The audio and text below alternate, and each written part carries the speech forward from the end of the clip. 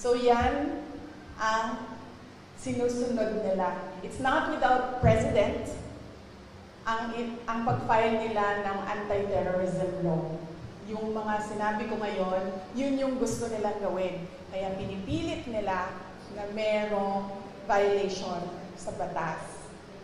Mag-cancel ng passport, mag-red notice, mag-amlak, mag-issue ng kaliwat kanang search warrant.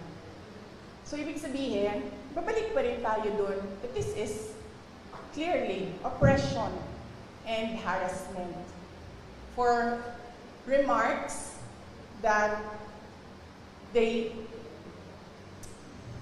pinipilit nila to take it out of its logical context.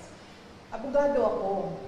Alam ko kung anong illegal at illegal. Alam ko kung anong actionable at hindi actionable.